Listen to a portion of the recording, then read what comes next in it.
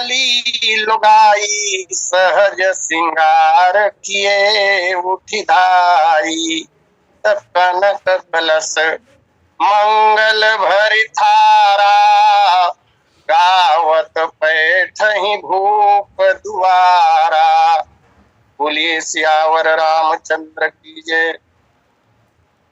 परमाराध्य प्रभु श्री सीता रामचंद्र जी महाराज, भगवान भूत भावन शंकर जी, अंजनी नंदन हनुमान जी महाराज एवं कालजयी ग्रंथ श्रीमद रामचरितमानस के रचयिता पूज्यपाद गोस्वामी जी महाराज, श्री राम कथा सत्संग लिंक से जुड़े हुए समस्त समादरणीय महानुभावों, अर्चनीय वंदनीय पूजनीय माताओं तथा बहनों, इस पावन कार्यक्रम के संयोजक एवं संचालक आदरणीय श्री पटेल जी और आज के प्रथम लिंक के वक्ता पूज्य श्री जायसवाल जी एवं तृतीय लिंक में हम जिन्हें सुन पाएंगे आदरणीय श्री साहू जी।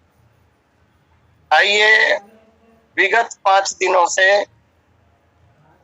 भगवान की शिशु लीला पर कथा गतिमान है। पिछले कथा के क्रम में हमने देखा था बालक राम का दर्शन करने के लिए अवध की ललनाएं अपने अपने घरों से चल पड़ी हैं। जो पंक्ति अभी पढ़ी गई, वृंद वृंद मिली चली लोगाई, सहज सिंगार किए उठी धाई, लगभग इस चौपाई की व्याख्या हो चुकी थी, लेकिन एक शब्द शेष रह गया था, सहज सिंगार की उठी धाई। माताएं या वहां की ललनाएं राजमहल में जा रही हैं, लेकिन सजने धजने की आवश्यकता उन्हें महसूस नहीं हुई। सहज श्रृंगार में ही उस समय जिस वेशभूषा में माताएं थीं, उसी वेशभूषा में बालक राम का दर्शन करने के लिए चल पड़ती। श्रृंगार, माताओं को श्रृंगार बहुत प्रिय होता है। ये प्रकृति जन्य स्वभाव होता है उनका। और श्रृंगार का जो रंग है वो साहित्य में कहा गया है श्यामो भवति श्रृंगारः। श्रृंगार का जो रंग है वो श्याम कहा जाता है। एक ओर श्रृंगार का रंग श्याम है और राजमहल में जिस बालक का दर्शन करने के लिए ये ललनाएं जा रही हैं वो भी श्याम घन ही है। नील सरोरुह नील मणि नील नीरधर श्याम, लाजहि तन शोभा निरख कोटि कोटि सत्काम। और एक सिद्धांत जो बार बार कही जाती है, सुनी जाती है, पढ़ी जाती है, बड़ी शक्ति अपने से छोटी शक्ति को सदा अपने अंदर समाहित करती है। यहाँ भगवान श्री रामचंद्र जी महाराज का रंग भी सांवला है और श्रृंगार का रंग भी साहित्य में सांवला कहा गया। भगवान श्री रामचंद्र जी का जो श्याम रंग है वह माताओं के श्याम रंग को अपने आप में समाहित करेगी। इसलिए भी, इस कारण से भी सजने संवरने का अवकाश नहीं है और सहज श्रृंगार में ही माताएं चल पड़ी। श्रृंगार की बात जब आती है तो सौभाग्यवती महिलाओं के लिए अथवा सुहागिन माताओं के लिए जो वस्त्र गहने आदि हैं अर्थात सौभाग्य सूचक चिन्ह, उसे ही श्रृंगार कहते हैं। श्रृंगार के संबंध में प्राचीन आचार्यगण एवं वर्तमान इस युग के कवियों ने भी ऐसा कहा है। श्रृंगार रस के एक बड़े कवि हो चुके मलिक मोहम्मद जायसी जी, उन्होंने भी श्रृंगार 16 ही माना है और अन्य ग्रंथों में भी श्रृंगार की संख्या 16 ही कही जाती है। मैं निवेदन करूं, लोक व्यवहार में भी 16 श्रृंगार हम लोग बहुत सुनते हैं, परंतु ये 16 श्रृंगार माताओं के हैं कौन कौन से? वैसे सामान्य तौर पर प्रतिदिन इन श्रृंगार को माताओं को करना ही चाहिए, क्योंकि ये श्रृंगार सौभाग्य सूचक है। और इतना ही नहीं, केवल शरीर को सजाने के लिए, अच्छा दिखने के लिए ही श्रृंगार नहीं किया जाता। श्रृंगार का अपना एक अलग महत्व है, श्रृंगार का अपना एक विज्ञान है। प्रत्येक श्रृंगार को धारण करने के पश्चात कुछ विशेष बातें उनके साथ जुड़ी होती है। कहीं पर दोष दुर्गुण दूर होते हैं, कहीं पर सौभाग्य में वृद्धि होती है, कहीं पर रोग आदि के निवारण में भी लाभ होता है। तो 16 श्रृंगार जो कहे गए, आइए उस पर मैं चर्चा करूं। एक कवि ने बहुत सुंदर लिखा 16 श्रृंगार के विषय में। प्रथम अंग सूची एक विधि। श्रृंगार में सबसे पहला स्थान दिया गया है स्नान को। वैसे मलिक मोहम्मद जायसी ने यहाँ इसको 2 वर्गों में बांट दिया है। एक तो कह दिया उन्होंने मज्जन और दूसरा कह दिया स्नान। सामान्य अर्थों में तो मज्जन का पर्यायवाची ही स्नान है, लेकिन जायसी जी ने ऐसा भेद क्यों किया ये तो वो ही जाने, और इसके संबंध में कोई स्पष्टीकरण मुझे प्राप्त नहीं है। लेकिन ऐसा लगता है कि उबटन आदि लगाकर जो स्नान किया जाता होगा, अनुमान है, उसको सामान्य स्नान से अलग रखकर श्रृंगार के 16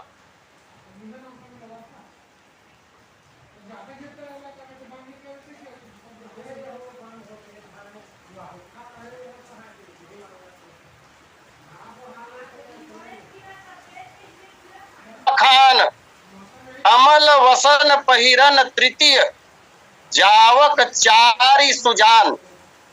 जावक कहते हैं महावर लगाने को। माताएं जो महावर लगाती है उसी को साहित्य में जावक कहा गया है।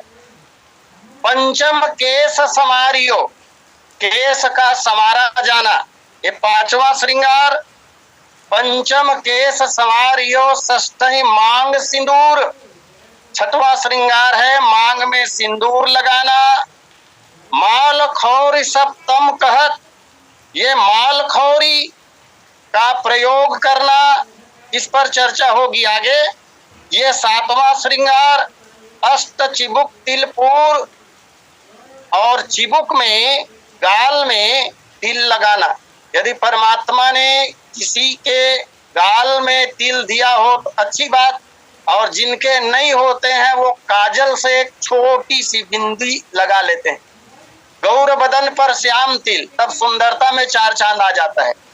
जैसे जी ने कहा था, गौर वर्णा कोई युवती हो और यदि सुंदर श्याम तिल उसके कपोल पर हो जाए तो 4 चांद लग जाता है सुंदरता में।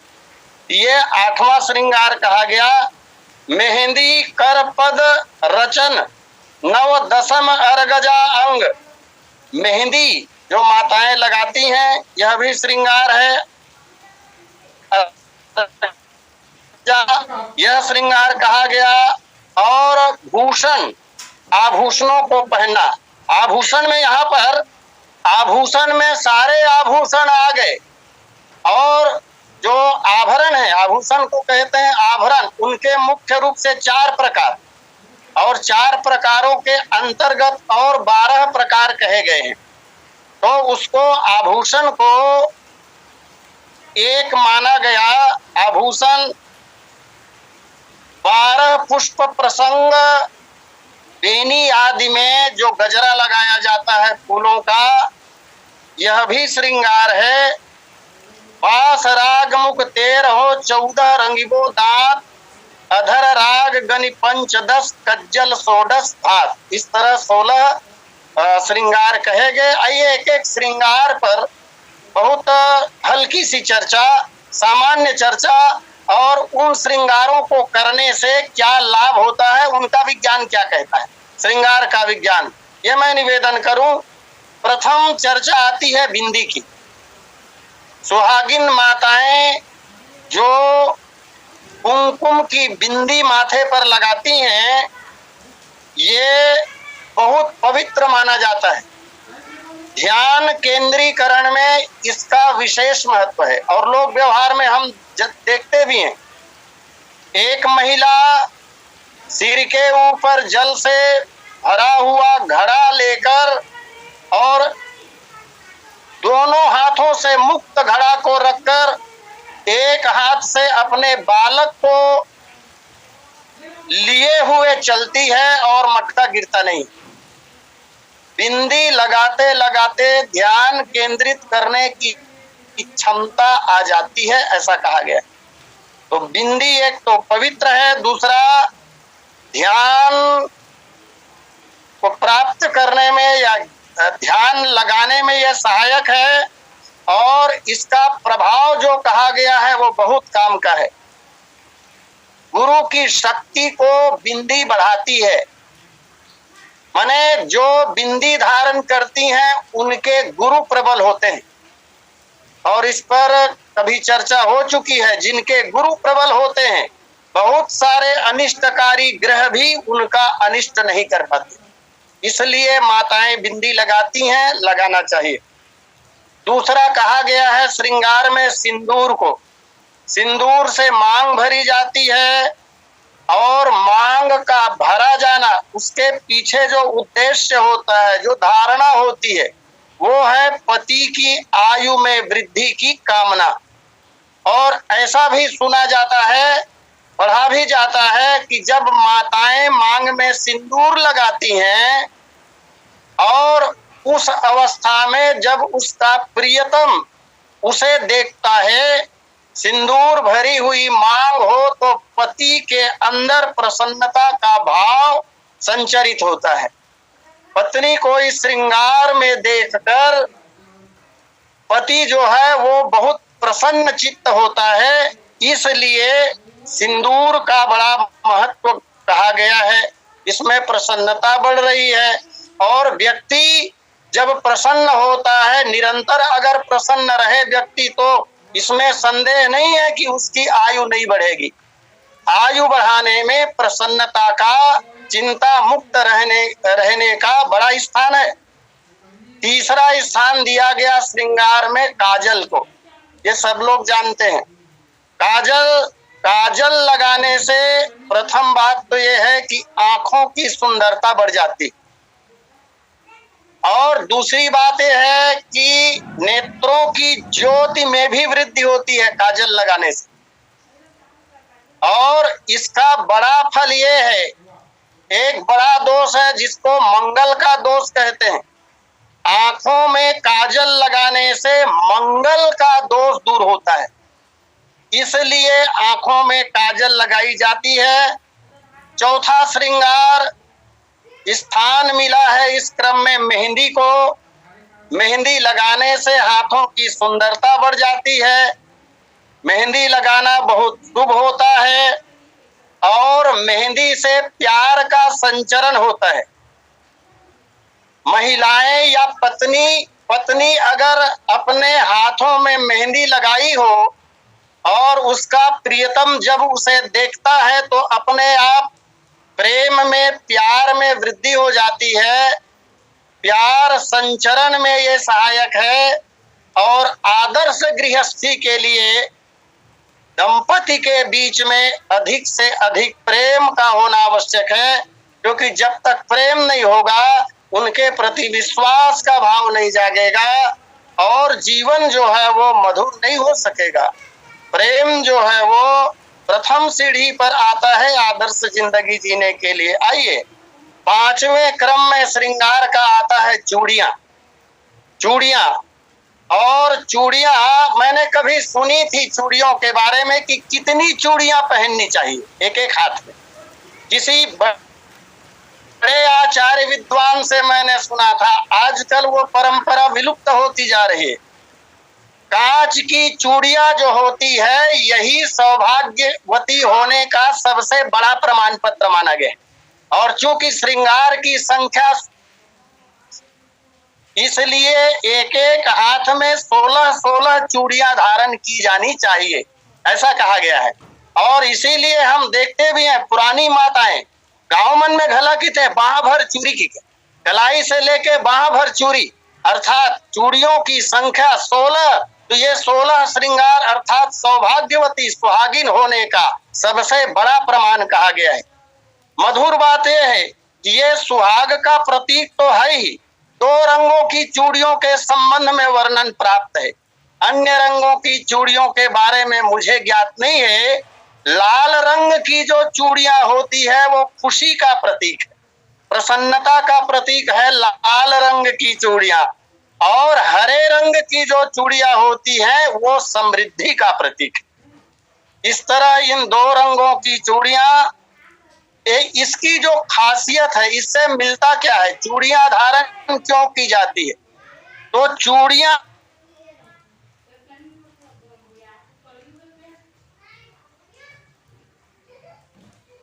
चूड़ियों में खनक की आवाज आएगी, और जब चूड़ियां खनकती हैं तो चूड़ियों के खनकने से जो आवाज निकलती है उसका प्रभाव ये पड़ता है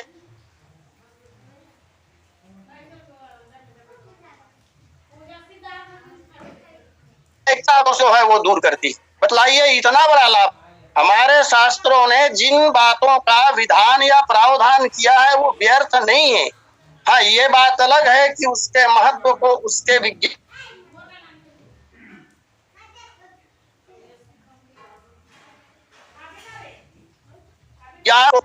मंगलसूत्र को, मंगलसूत्र भी सुहाग का ही प्रतीक है, और मंगलसूत्र अगर काले धागे में पहना जाए, काले धागे का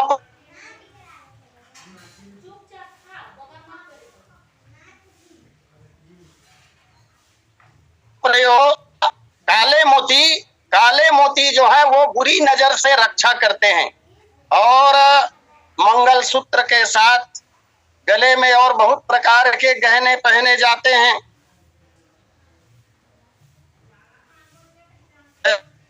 स्वर्णमाला है आदि आदि। तो यहाँ काले मोती का है, काला मोती बुरी नजर से रक्षा करता है, इसलिए काले मोती गूंथ कर मंगलसूत्र प्रायः देखा जाता है। क्रम प्रसार नथ को कहा गया है। नाक में प्रायः सोने का नथ माताएं पहनती हैं, कहीं कहीं अभाव में चांदी का भी। तो चांदी का तार लौंग भी कहते हैं, इसकी आकृति कुछ अन्य तरह की भी हो सकती है। यह भी माताओं की सुंदरता को बढ़ाती है।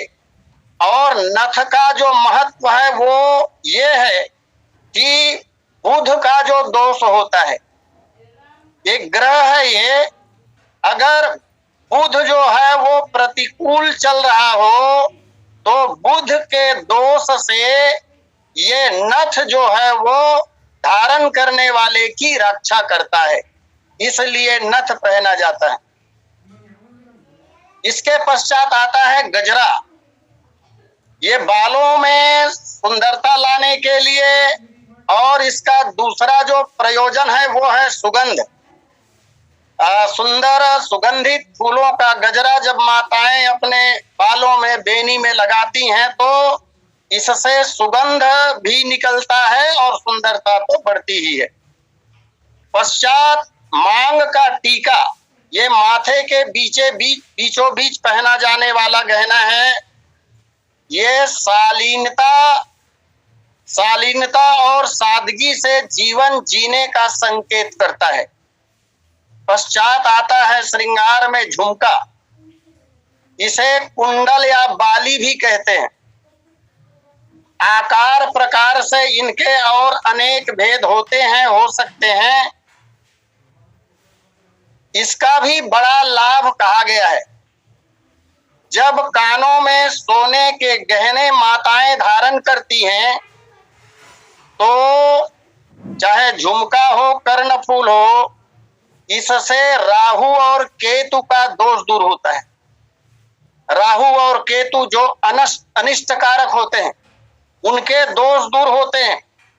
और मनोविज्ञान की दृष्टि से इसका एक लाभ और कहा गया है। मैं निवेदन करूं, आजकल लड़के एक कान में पहनते हैं, ऐसा अभी अभी एक चलन चल रहा है, एक कान खाली, ये फालतू की बात है। तो क्या राहु से अच्छा लड़के पहनेंगे तो क्या राहु और केतु से रक्षा होगी उनकी?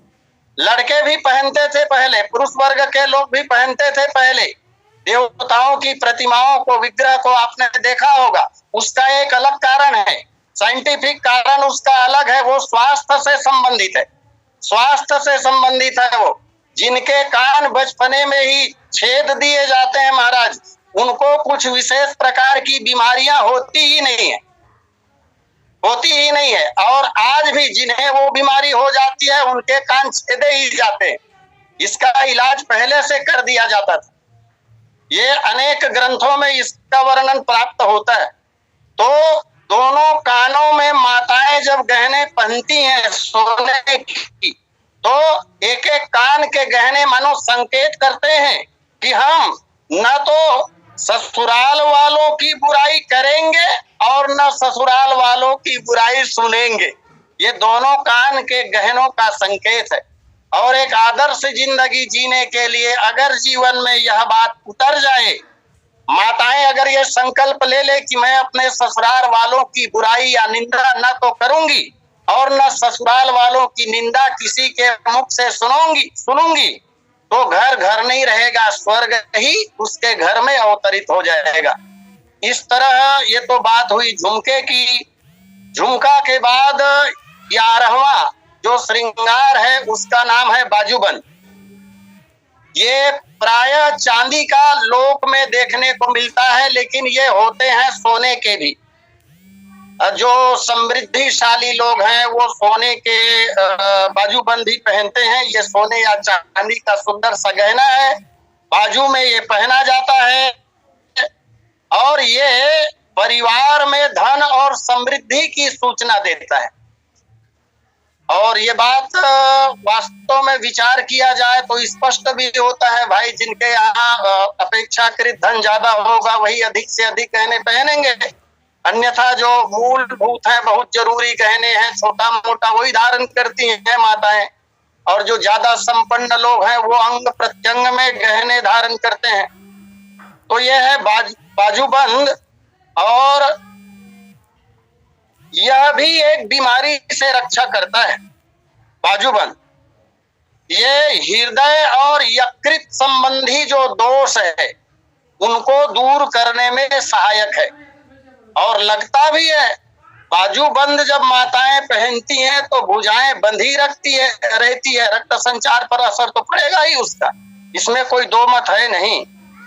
इसके पश्चात आता है 12वें क्रम पर कमरबंद। इसको करधनी भी कहते हैं। आकार प्रकार में कई तरह की हो सकती है, लेकिन आधा बिचले पहिंदे तेन में फायदा मिलने वाला नहीं है। जैसे आजकल आधा चांदी की रीत है, वो आधा डोरी बंधा है रीत, मेरे ख्याल से। कमरबंद जो है वो अगर कमर को बांध के रखे, पूरे कमर में यदि पहना जाए करधनी, तो निश्चित रूप से लाभ होगा। इसे मेखला भी कहते हैं, इसका एक नाम मेखला भी है। ये सुहागिन होने का संकेत करता है और इसके साथ एक बड़ा संकेत और देता है। बड़ा संकेत ये देता है कि यदि कोई महिला कमर में करधनी पहनी हो, सास और बहू दोनों हो, ठीक है, लेकिन सास की जो करधनी होती है वो ज्यादा वजनदार होती है। इसका तात्पर्य ये हुआ कि करधनी घर की मालकिन होने का संकेत करता है। इस तरह ये गहना, और कमर जब बंधा होता है तो कमर बंधे रहने से, अब हम लोग पुरुष लोग भाई लोग क्या करते हैं, चलो कमर में करधनी नहीं है तो फेटा को ही बांध लेते हैं। जब कोई महत्वपूर्ण कार्य करना होता है, बल का कार्य करना होता है, तो एक गमछा कमर में बांध लेते हैं। कमर जब बंधा होता है तो अपने आप शरीर में बल का संचार होता है। और माताएं चूंकि कामकाजी होती हैं, दिन भर उनका जो काम है, यद्यपि हम लोग कहते हैं थोड़ा का काम होता है घर में, बस रांधत भर बस, ऐसा नहीं है। अगर वो कुछ न भी करती हो तो भी इतने कार्य हैं उनके कि हम लोगों से ज्यादा हैं। और एक महत्वपूर्ण बात, माताओं के जो कार्य हैं वो पूरे कमर के कार्य हैं। हर कार्य उनका कमर झुक के करना पड़ता है। दिन भर में पता नहीं कितने बार झुकना पड़ता है, कितने बार खड़ा होना पड़ता है। तो ये करधनी इस तरह से बल प्रदान करने में सहायक है। श्रृंगार के अगले क्रम में आता है बिछिया। ये पैरों की उंगलियों में पहनी जाती है। इसका बड़ा महत्व शास्त्रों ने कहा है, ग्रंथों ने, कि बिछिया पहनने से कहते हैं सूर्य और शनि के जो दोष हैं वो दूर होते हैं, इसलिए बिछिया पहनी जाती हैं। और यह भी सुहागिन होने का संकेत करता है। और एक बड़ा लाभ इसका और कहा गया है कि पैर की उंगलियों में इस गहने को धारण करने से एक दिव्य गुण का संचार माताओं में होता है, एक दिव्य गुण, और वो गुण है साहस का।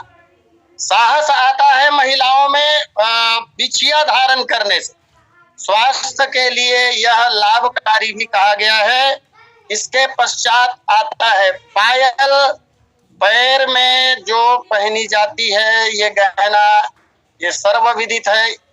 वैसे पैर में भी जहां पर पायल पहना जाता है वहां भी तरह तरह के गहने पहने जाते हैं। इसको पाजेब भी कहते हैं, चांदी का बना होता है। और इसका बड़ा लाभ ये है, इसका तो अनुभव किया जा सकता है क्षण प्रति क्षण, क्योंकि हमारे आपके घरों में जो माताएं होती हैं वो पायल जब धारण करती हैं तो उनके चलने पर उनमें लगे हुए घुंघरू की मधुर ध्वनि निकलती। घुंघरू की मधुर ध्वनि जब निकलती है तो उसका प्रभाव ये पड़ता है कि ये सकारात्मक ऊर्जा को उत्पन्न करता है और सकारात्मक ऊर्जा में वृद्धि करता है। इसलिए माताएं अपने पैरों में पायल को धारण करती हैं। कितनी अच्छी अच्छी बातें हैं। हमारे पूर्वजों ने, हमारे ऋषियों ने, महर्षियों ने क्या सुंदर अनुसंधान करके हमें मार्ग बताया। लेकिन बहुत दुख के साथ कहना पड़ता है, आजकल तो एक चलन और देखा जाता है। प्रायः कुछ वर्षों से मैं टिप्पणी नहीं कर रहा उस पर, लेकिन मेरे समझ में आज तक नहीं आई वो बात। प्रायः लड़कियां और अब तो लड़के भी एक पैर में, वो बाएं पैर में काले रंग का धागा बांधे हुए देखे जाते हैं। अब उसका आशय क्या है, क्या होता है, मुझे नहीं मालूम, और मैं जानने का प्रयास तो बहुत दिनों से कर रहा हूं, लेकिन पता नहीं चला है अभी तक।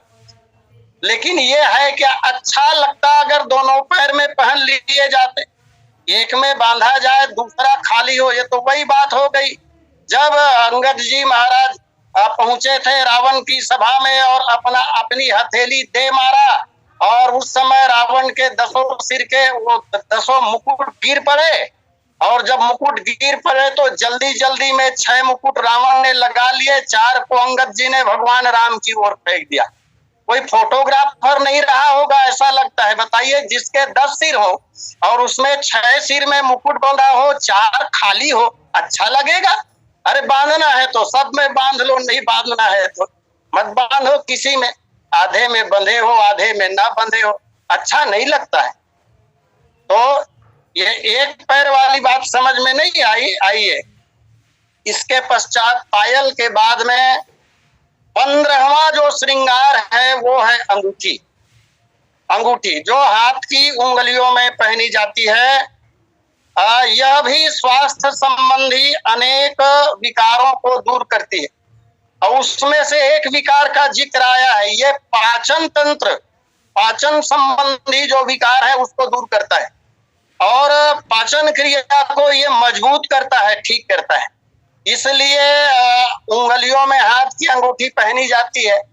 और उसमें भी एक बात जो सुनने में ऐसा आता है, अगर सोने की अंगूठी पहनी जाए तो फिर पूजा पाठ आदि के समय पवित्री धारण करने की जरूरत नहीं पड़ती। जैसे हवन हो रहा है भगवान सत्यनारायण की पूजा में, और उस समय हम चले गए तो पंडित जी महाराज जो होते हैं वो आम का एक पत्ता देते हैं और अनामिका उंगली में फंसाकर तब स्वाहा स्वाहा करने के लिए कहते हैं।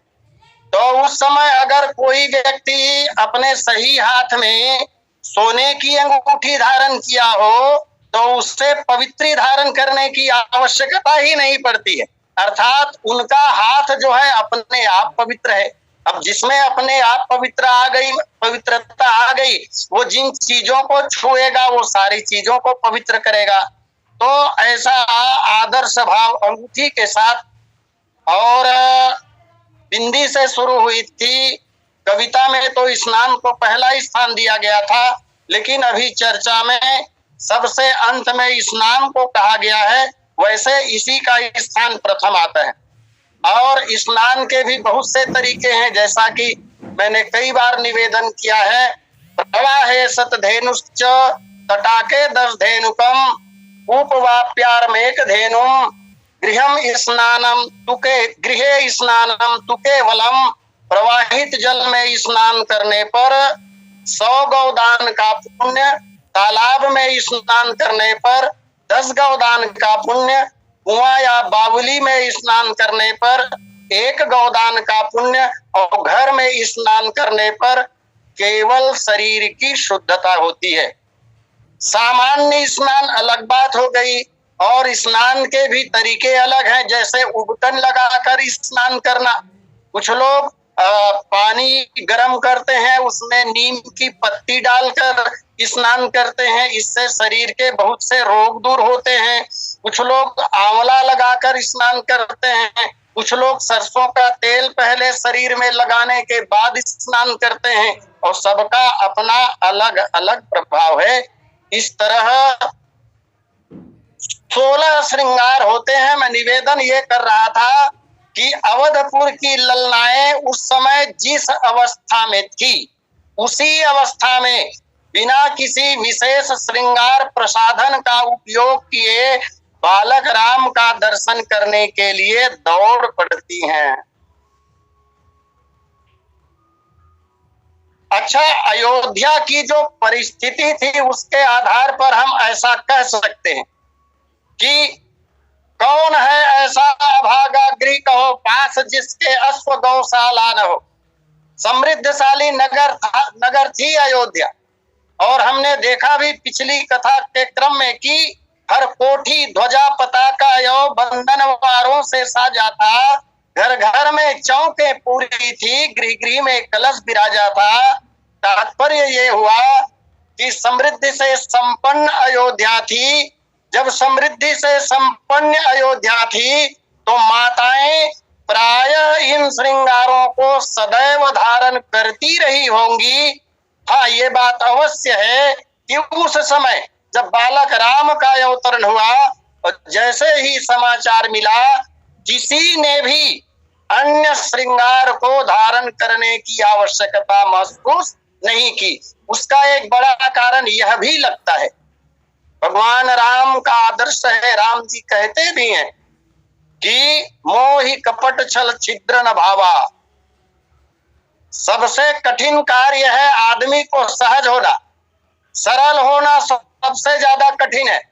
अन्यथा दिखावापना के चक्कर में चलो राजमहल में जा रहे हैं तो श्रृंगार करके चले, ये भाव नहीं है। इसका मतलब ये हुआ कि दिखावापन से अयोध्या की माताएं सर्वथा दूर हैं, जो भगवान राम के सिद्धांत के बिल्कुल अनुकूल है।